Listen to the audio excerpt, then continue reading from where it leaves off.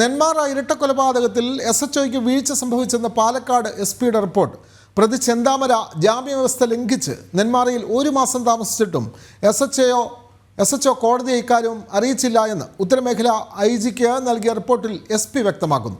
ജാമ്യ ഉത്തരവിൻ്റെ പകർപ്പ് സ്റ്റേഷനിൽ ഉണ്ടായിരുന്നില്ല എന്ന SHOയുടെ വിശദീകരണം SP തള്ളിക്കളഞ്ഞു. അതേസമയം കോഴിക്കോട് തിരുവമ്പാടിയിൽ ചെന്താമര എന്നു പേരുള്ള ആളെ പോലീസ് കസ്റ്റഡിയിലെടുത്ത് വിട്ടയച്ചു. ഇയാൾക്ക് ഇരട്ടക്കൊലപാതകവുമായി ബന്ധമില്ല എന്ന കണ്ടെത്തലിനെ തുടർന്നാണ് ഈ നടപടി.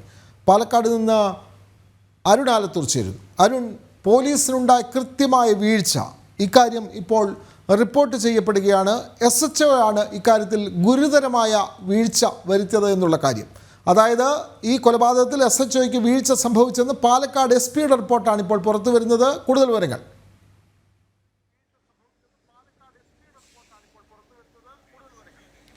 തീർച്ചയായും വിനോദ്, പാലക്കാട് ജില്ലാ പോലീസ് മേധാവിയാണ് ഇത്തരമൊരു റിപ്പോർട്ട് സമർപ്പിച്ചിരിക്കുന്നത്.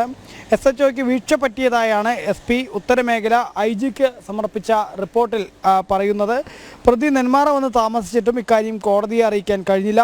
ഇയാൾ ജാമ്യവ്യവസ്ഥ ലംഘിച്ചു എന്ന് ശ്രദ്ധയിൽപ്പെട്ടിട്ടും നടപടിയെടുത്തില്ല.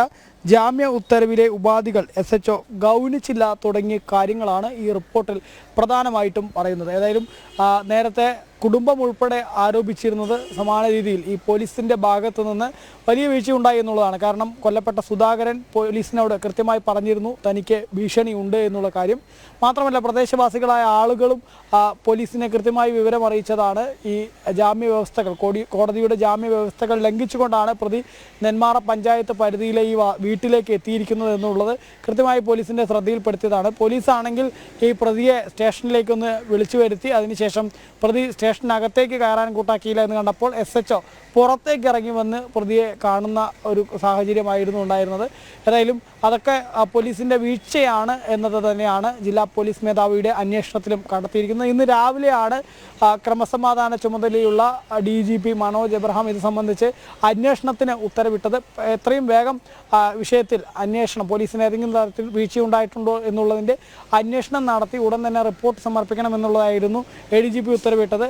അതുപ്രകാരമാണ് ജില്ലാ പോലീസ് മേധാവി ഇത് സംബന്ധിച്ച് അന്വേഷണം നടത്തുകയും നെന്മാറ SHOയ്ക്ക് വലിയ വീഴ്ച സംഭവിച്ചു എന്ന് കണ്ടെത്തുകയും ചെയ്തിരിക്കുന്നത്. ഏതായാലും റിപ്പോർട്ട് ഇപ്പോൾ ഉത്തരമേഖല IGക്ക് സമർപ്പിച്ചിരിക്കുകയാണ്. ഇനി അത് ക്രമസമാധാന ചുമതലയുള്ള ADGPക്ക് ഉൾപ്പെടെ ഈ റിപ്പോർട്ട് ഉടൻ തന്നെ സമർപ്പിക്കുമെന്നാണ് മനസ്സിലാക്കാൻ സാധിക്കുന്നത്. അരുണ, അതേപോലെ ഒരു പ്രധാനപ്പെട്ട കാര്യം, ഈ ചെന്താമരയ്ക്ക് ഇത്ര പരിഗണന പോലീസ് നൽകാനുള്ള കാര്യം എന്താണ്? എന്തെങ്കിലും രാഷ്ട്രീയ സ്വാധീനമുണ്ടോ?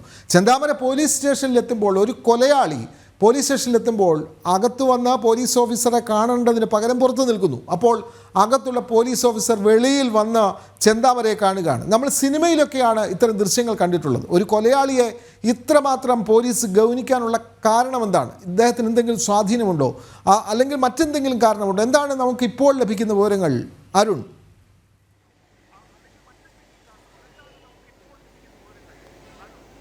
നിലവിൽ ഈ പ്രതി ഇങ്ങനെ സ്വൈര്യവിഹരം നടത്തുമ്പോൾ അതിനൊരു CPM എന്ന പാർട്ടിയുടെ പിന്തുണ ഉണ്ട് എന്നുള്ളതാണ് BJP ആരോപണമായിട്ട് ഉന്നയിക്കുന്നത്. ഈ കോളനിയിലേക്ക്, ബോയിൻ കോളനി എന്ന പോത്തുണ്ടിയിലെ കോളനിയിലേക്ക് ഉൾപ്പെടെ പ്രതി എത്തിയിട്ട് അത് പോലീസിനോട് നാട്ടുകാർ പറഞ്ഞതാണ്. ആ സമയത്തും പ്രതി അവിടെ നിന്നും അവിടെ കടക്കാൻ പറ്റില്ല എന്നുൾപ്പെടെ പോലീസാണ് പറയേണ്ടിയിരുന്നത്. പക്ഷേ പോലീസ് അങ്ങനെ പറയാതിരുന്നത് പ്രാദേശിക CPM നേതാക്കളുടെയൊക്കെ പിന്തുണ ഈ പ്രതിക്കുണ്ട് എന്നതാണ് BJP സംസ്ഥാന ജനറൽ സെക്രട്ടറി C കൃഷ്ണകുമാർ ഈ പ്രദേശത്തെത്തിയതിനു ശേഷം ആരോപണമായിട്ട് ഉന്നയിച്ചത്.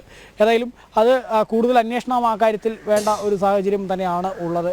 പ്രതിയെ ഏതായാലും പോലീസ് ഇത്തരത്തിൽ കൂടുതൽ ഇതൊരു അക്രമകാരിയായിട്ടുള്ള വ്യക്തിയാണ്, വളരെ ക്രിമിനൽ പശ്ചാത്തലമുണ്ട്.